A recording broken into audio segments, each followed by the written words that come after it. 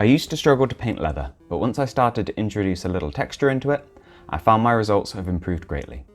I'm going to show you how I paint dark leather on the majority of my Space Marine miniatures, but this method could easily be adapted to different shades or colours of leather. I hope you'll find this guide useful. If you do, please let me know with a like.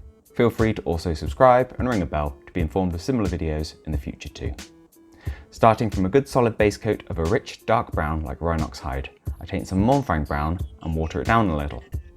As Mournfang is intended as a base paint, thinning it like this helps make it a little transparent and makes it better for layering.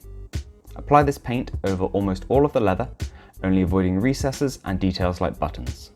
I recommend using a brush with a pretty fine point and a decent belly. Painting this layer in small scratchy lines.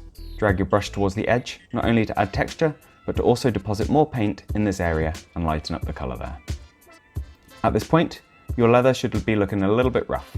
Don't worry, as we add subsequent layers, using brighter and brighter paints, this won't be noticeable.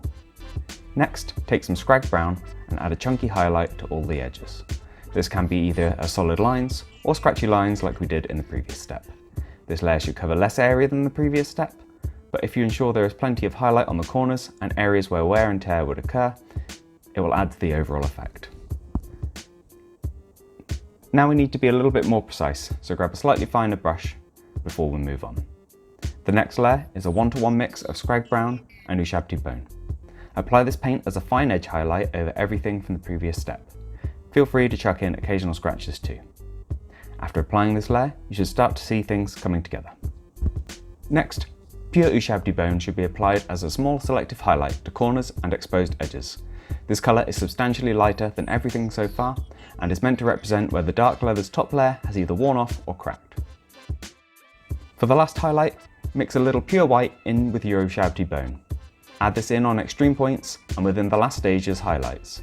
I recommend using this sparingly and in small dots to maximise its effectiveness.